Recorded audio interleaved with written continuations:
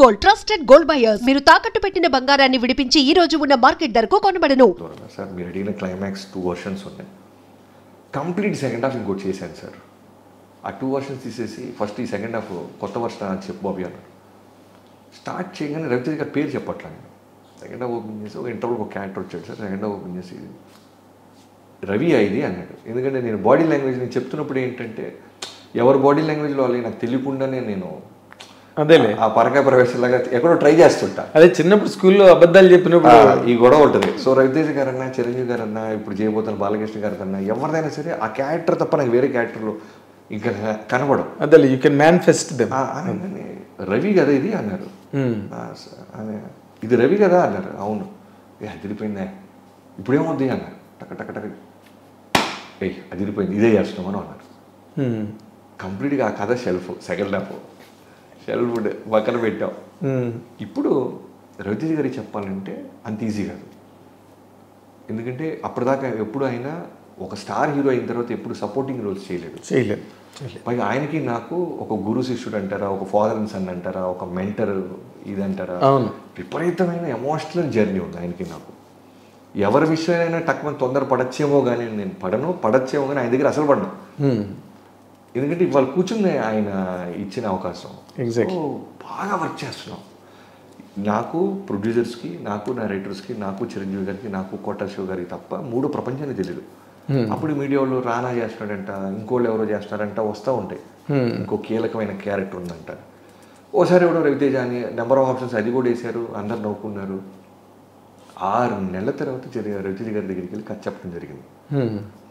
6 months పట్టింది ఆ character build అవటానికి. ఉన్నది 50 minutes అయినా but it took 6 months of time. అంతా కూర్చొని వండాం. ఒక్కొక్క సీను పొదురుగా ఉండాలి, చనిపోయే సీన్ ఎమోషన్గా ఉండాలి. ఈ రవితేజే కరెక్ట్ అనిపించాలి జనానికి. పైగా రవి గారు ఇప్పుడు మాట అనేవాడు, మైత్రి రవి గారు, ఏమండి రవితేజ గారిని తీసుకురావటం నిర్మాతలుగా మాకు ఎక్కడో బర్డెన్, తెలియని బర్డెన్. ఎందుకంటే చిరంజీవి గారి సినిమా అంటేనే ఓ బిజినెస్ అవుద్ది, అది సరిపోద్ది జనరల్ ఓ నిర్మాతకి. రవితేజ గారు అనేసరికి చెప్పుకోవడానికి వినడానికి డెఫినెట్గా క్రేజీ ప్రాజెక్ట్, కానీ ఎక్కడో ఇనీషియల్గా ప్రొడ్యూసర్ లెక్కలో బర్డెనే. 100%. అది కూడా దాటి మీకు ఇస్తున్నాం, మేము ఇస్తాం కూడా. ఎందుకంటే మాకు చూడాలని ఉంది ఆ కాంబినేషన్ని. కానీ ఒకటే గుర్తుపెట్టుకోండి బాబీ గారు, మీకు ఇవ్వాలే చెప్తున్నాను, మిస్ఫైర్ అయితే మిమ్మల్ని ఎక్కి దొబ్బేస్తారు మీడియా. రివ్యూస్ కానీ, మీడియా వాళ్ళు కానీ, ఫ్యాన్స్ కానీ, ఇద్దరు హీరోని హ్యాండిల్ చేయలేకపోయావు అంటారు. మీ దోజాల మీద పడుతుంది, మా బ్యానర్కి ఏం కాదు. మేము ఒక మంచి సినిమా కోసం పోరాడాము, ప్రయత్నించామని అందరూ అంటారు. బట్ మీరు నలిగిపోతారు చూసుకోండి. కాబట్టి అంటే ఆయన ఇండైరెక్ట్గా చెప్తుంది ఏంటంటే ఒళ్ళి దగ్గర పెట్టుకొని రాయి, ఇది రూడ్గా చెప్పలేక మీరు నలిగిపోతారు. మీకు రవితేజ గారిని ఇస్తున్నాం, బట్ హ్యాండిల్ విత్ కేర్ అంటారు కదా, అది ఆ మాట నా చెవులో బాగా బలంగా పడిపోయిన తర్వాత ఇప్పుడు రవితేజ గారికి చెప్పాలి. ఫస్ట్ ఆయన ఓకే అంటాడు తెలియదు, ఓకే అంటే జనానికి నచ్చాలి. సో ఇలా ఫైనల్గా 6 నెలల తర్వాత రవితేజ గారికి చెప్పడం. రవితేజ గారు ఎలా కన్విన్స్ అయ్యారు దీనికి? అంటే ఈ 6 నెలలు రెగ్యులర్గా నేను జనరల్గా బయట హీరోలు, నేను పనిచేసిన హీరోల్ని ఎప్పుడైనా బర్త్డేలకి, న్యూ ఇయర్కి వాటికి విషెస్ పెడతాను తప్ప, రెగ్యులర్గా ఎప్పుడైనా బయట కనిపిస్తే తప్ప నేను పర్సనల్గా టైం తీసుకెళ్ళి కూర్చొని నేను మాట్లాడిన. ఎందుకంటే మీకు ముందే ఇంటర్వ్యూ స్టార్టింగ్లో చెప్పింది, చాలా ఇంట్రోవర్ట్ని, చాలా తక్కువ లిమిటెడ్ ఫ్రెండ్స్ ఉంటారు, ఏళ్ళ మీద ఉంటారు, 3-4 ఫ్రెండ్స్. ఆ విషయం మొత్తం మీడియాలో తెలిసింది నా ఒక్కడికే. సో సినిమా అయిపోతే ఇంటికి వెళ్తాను, మా పాపతోనే నా ప్రపంచం, ఫ్యామిలీ. సో కానీ ఒకే ఒక హీరోని నేను ఎప్పుడు కలవాలనుకుంటుండేది మాత్రం రవితేజ గారిని. Irrespective of any project, any development మేము చేస్తామో లేదో పక్కన పెడితే, జనరల్గా వెళ్ళి కింద బాయ్ని పిలిచి అరే ఒక ఆమ్లెట్ ఏరా, పప్పుచారు అన్నం ఏముందిరా కలిపి తీసుకురారా అని ఒక హీరో దగ్గరికి వెళ్ళి చెప్పుకుని అంటే వచ్చాను. ఒక రవితేజ గారి దగ్గరే ఉంది.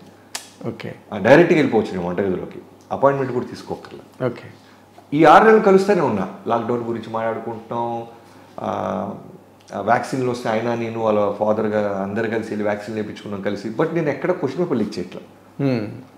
మీ మీద నేను ఇలా పాత్ర అనుకుంటున్నాను, ఆల్రెడీ చిరంజీవి గారికి ప్రొడ్యూసర్స్కి అమ్మేసాను థాట్ కూడా చెప్పట్లా, రెగ్యులర్గా కలుస్తున్నా. అంటే చిరంజీవి గారితో సినిమా చేస్తున్నారని తెలుసు, అవన్నీ తెలుసు, అప్పటికే వచ్చేసింది కదా. అవును, 154 సినిమా అప్పటికే కోట్ల శివ గారు, అవును, లూసిఫర్కి అప్పటికే జేఎం రవి గారిని, జేఎం మోహన్ రాజా గారు, ఏటు మోహన్ గారు అబ్బాయిని, తర్వాత నన్ను, తర్వాత మెహర్ రమేష్ గారు, 4 డైరెక్టర్లు ఉన్నారు.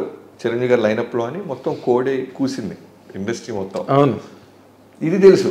సో 6 నెలలు అయిన తర్వాత ఫైనల్గా చిరంజీవి గారికి చెప్పాను, ఆయన గోహెడ్ అదిరిపోయింది అన్నారు. ఫైనల్గా రవితేజ గారి దగ్గర ఒక రోజు వెళ్ళి కాఫీ తాగుతూ ఉన్నాను, ఎలా స్టార్ట్ చేయాలో తెలియదు. ఆయన పట్టేస్తాడు జనరల్గా. ఆయన బట్టలు అంటే ఫిల్టర్ అంటే బట్టలు బాగా ఆడుకుందాం అంటుంటాడు ఆయన. ఎందుకు ఫిల్టర్స్ ఎందుకు అబ్బాయి, ఏదో జీవితం మళ్ళీ దానికి ఫిల్టర్స్ వారు వీరు గారు వద్దు, తొక్కలో జీవితం చెప్పు ఏముంది నీ మనసులో అని బ్యాచ్ అయ్యి. సార్ అది మీరు రేపు ఒక 1 hour టైం ఇవ్వాలి నాకు అంట. అవునా ఏడబ్బా ఏంటి స్పెషల్ ఏమైనా ఉందా? లేదు సార్ మీకు ఒక కథ చెప్పాలి. అవునా ఇప్పుడు చిరంజీవి గారు అయిన తర్వాతే కదా అన్న. అక్కడ చిన్న పాజ్ ఇచ్చా. ఏంటి చిరంజీవి గారిది అయిన తర్వాత కాదు, మీరు కథ విన్న తర్వాత చిరంజీవి గారి దాంట్లోనే అన్న.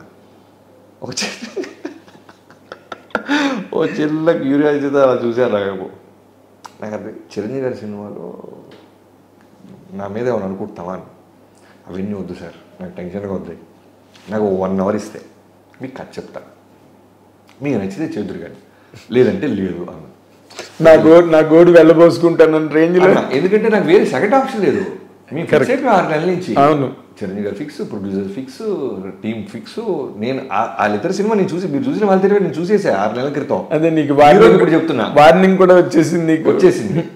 సో ఫైనల్గా అంటే మీరు కదేనండి సార్, నచ్చితే చేద్దాం లేదంటే లేదన్న. వద్దులే అబ్బాయి, ఎందుకు అంటే షెడ్యూల్స్ అన్నీ టైట్గా ఉన్నాయి, బ్యాక్ టు బ్యాక్ సినిమాలు ఉన్నాయి. ఈ టైంలో నేను అన్నయ్య సినిమా ఇవి నువ్వు చెప్పినంత సింపుల్గా ఉంటావు.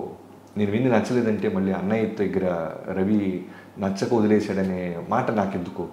నేను ఆయన చాలా బాగా అన్యోన్యంగా ఉంటాం, తోడబుట్టిన సొంత అన్నతమ్ముళ్ళగా ఉంటాం. అన్నయ్యది వదిలే అన్నాడు.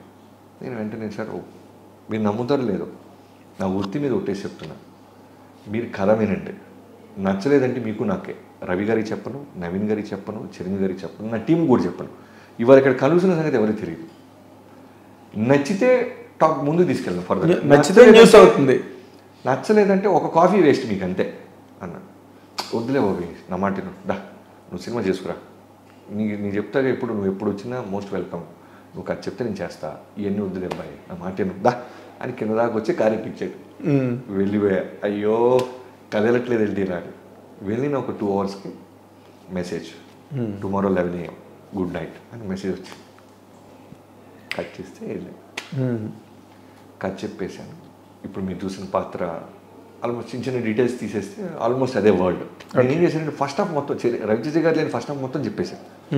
ఎందుకంటే ఫస్ట్ కథ అర్థం అవ్వాలి. ఎగ్జాక్ట్లీ వేర్ దట్ క్యారెక్టర్ అన్నది అర్థం కాదు. లేకపోతే మాయ చేసి సార్ ఇక్కడి నుంచి కథ సార్ అనకూడదు. అవును, ఎందుకు ఫెయిర్ గేమ్ ఆడదాం అని ఫస్ట్ చిరంజీవి గారు రావడానికి ముందు టైటిల్స్ దగ్గర నుంచి ఇంటర్వెల్ అన్న 1 hour పట్టింది.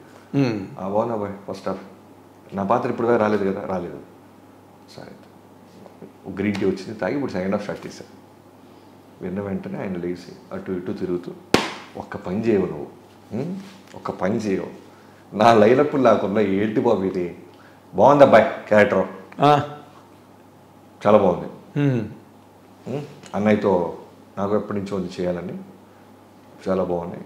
పైగా అప్పుడు చెప్పింది ఇంత డీటెయిల్స్ కూడా లేవు.